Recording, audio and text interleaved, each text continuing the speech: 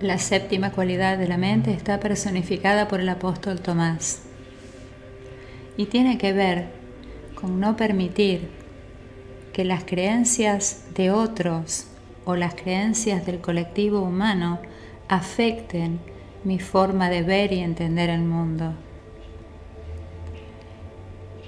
Esta cualidad duda o niega cada rumor y sugerencia que no estén en armonía con lo que Simón Pedro ha ordenado dejar entrar. El hombre que es consciente de ser sano, no a causa de la salud heredada, las dietas o el clima, sino porque está despierto y conoce el estado de conciencia en el cual vive, continuará expresando salud a pesar de las condiciones del mundo. Él podría oír a través de la prensa, la radio y los sabios que una plaga está barriendo la tierra y sin embargo permanecer inamovible e inalterable.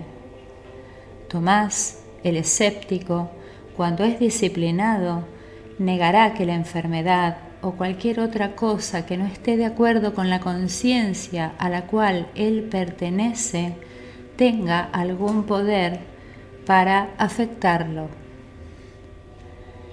Esta cualidad de negación, cuando es disciplinada, protege al hombre de recibir impresiones que no están en armonía con su naturaleza. Recordemos que las impresiones luego se convierten en expresiones en el mundo que vemos. Él adopta una actitud de total indiferencia a todas las sugerencias que son ajenas a lo que desea expresar. Es decir, no pone el poder o el control fuera de sí mismo. La negación disciplinada no es una lucha, no es un esfuerzo, es una total indiferencia con aquello que en mi mundo no suma. El nombre completo del apóstol Tomás es Judas Tomás Dídimo, y como sabemos fue uno de los 12 apóstoles de Jesús.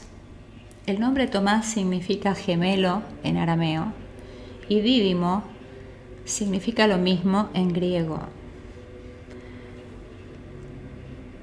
En algunos pasajes, por ejemplo en el Evangelio de Juan, se le llama Tomás llamado el Dídimo, y en otros pasajes suele aparecer como Judas. En 1945, en un lugar llamado Nag Hammadi en Egipto, se encontraron unos escritos atribuidos al apóstol Tomás y que hoy se conocen como el Evangelio de Tomás. Es un evangelio apócrifo porque no está dentro de los evangelios canónicos y contiene 114 dichos o frases de Jesús. Es decir, que no es un evangelio similar a los canónicos en donde se narra una historia bíblica que sigue un hilo, un eje, sino que simplemente se refiere a una recopilación, podríamos decir, de frases o dichos del Maestro Jesús. Y tampoco se parece, tanto en tono como estructura, a los demás evangelios apócrifos. El autor Greg Braden, en su libro Códigos de Sabiduría, en donde recopila palabras antiguas para programar y sanar el corazón, considera el Evangelio copto de Tomás, que es otro de los nombres que recibe, como el 15º Código de Sabiduría. Este evangelio comienza su introducción, dice: estas son las palabras ocultas que dijo el Jesús viviente y que Judas Tomás Dídimo escribió. Como dije, son 114 escritos en forma de parábolas, 114 frases, dichos de Jesús. Y te invito, querido oyente, a que leas el Evangelio de Tomás. Es muy corto, y que le des tu propia interpretación. Se han dado muchas interpretaciones de este manuscrito. Por lo tanto, sería importante que cada uno pudiera leerlo e interpretarlo personalmente desde su conocimiento para poder experimentar todo aquello que encuentre a modo de sabiduría para sí mismo. El propio Tomás, en este manuscrito, que también se lo conoce como Códice Segundo, le atribuye a Jesús las siguientes palabras: quien busca no deje de buscar hasta que encuentre, y cuando encuentre se turbará, y cuando esté turbado se maravillará y reinará sobre el todo. También Jesús dijo: si sacas lo que hay dentro tuyo, aquello que saques te salvará. Si no lo sacas, aquello que no saques te destruirá.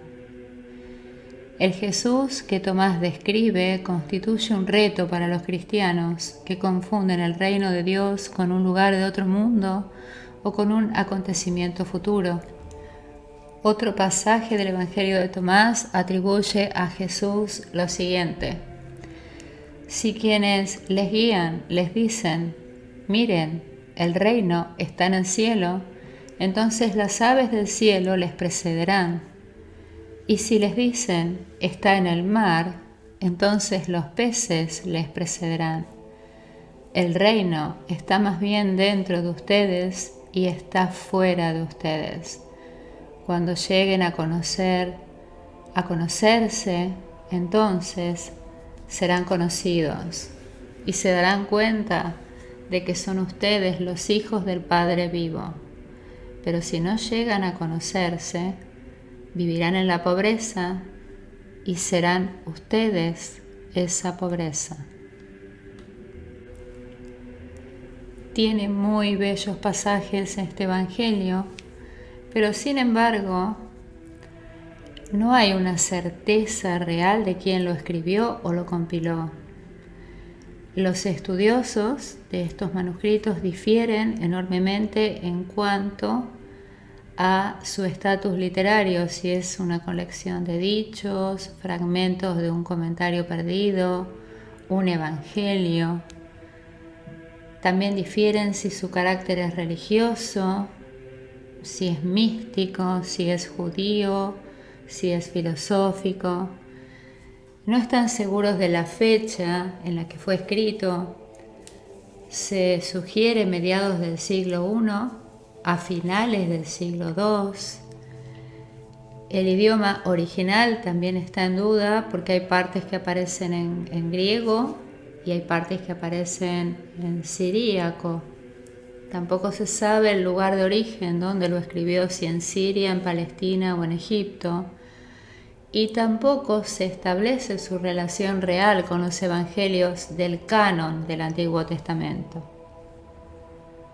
Por lo tanto, el Evangelio de Tomás se sigue considerando un evangelio apócrifo por todo lo que acabo de mencionar y porque hay dudas en relación a si él realmente fue el que escribió estas palabras, esta recopilación de dichos de Jesús, o no fue él.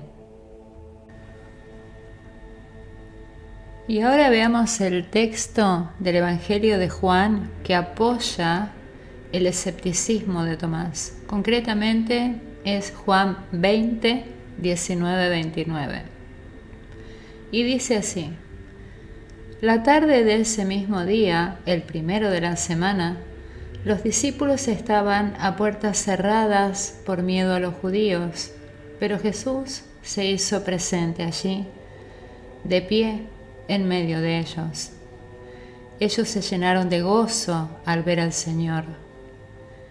Y les dijo: la paz esté con ustedes. Así como el Padre me envió, yo los envío a ustedes. Dicho esto, sopló sobre ellos y les dijo: reciban el Espíritu Santo. A quienes ustedes perdonen, queden perdonados, y a quienes ustedes no liberen de sus pecados, queden atados. Uno de los 12 no estaba cuando vino Jesús. Era Tomás, llamado el gemelo. Los otros discípulos le dijeron después: «Vimos al Señor». Y él contestó: «No creeré sino cuando vea la marca de los clavos en sus manos, meta mis dedos en el lugar de los clavos y palpe la herida del costado». 8 días después, los discípulos estaban de nuevo reunidos y Tomás con ellos. Se presentó Jesús, a pesar de estar las puertas cerradas, y se puso de pie en medio de ellos y les dijo: «La paz esté con ustedes». Luego dijo a Tomás: «Ven acá, mira mis manos, extiende tu mano y palpa mi costado. En adelante no seas incrédulo sino un hombre de fe». Y Tomás exclamó: «Tú eres mi Señor y mi Dios». Jesús le dijo: «Ahora crees porque me has visto. Felices los que crean sin haberme visto».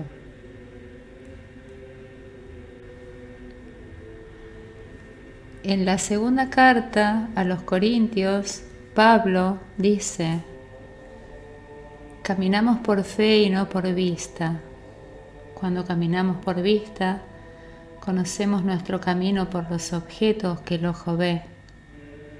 Pero Pablo nos dice que ordenemos nuestra vida por los objetos vistos solo en la imaginación.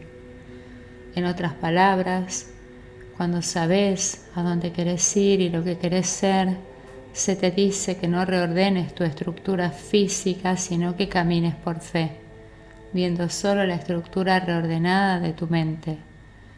Y si permaneces fiel a ese estado de conciencia, lo que es visto solo en tu imaginación se objetivará en tu mundo. Esta es una interpretación complementaria, son palabras de Neville y que tienen que ver también con el escepticismo.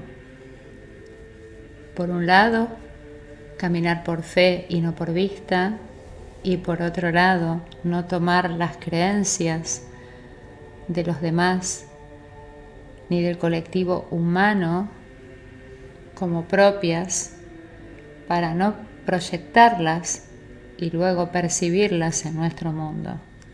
Tenemos aquí mucha enseñanza, mucho conocimiento para reflexionar, y gracias a la cualidad disciplinada de la mente que representa el apóstol Tomás, el escéptico, podemos profundizar e indagar qué aspectos de nuestra vida tenemos que mover para que podamos caminar por fe y no por vista, y para quedar inmutables e inamovibles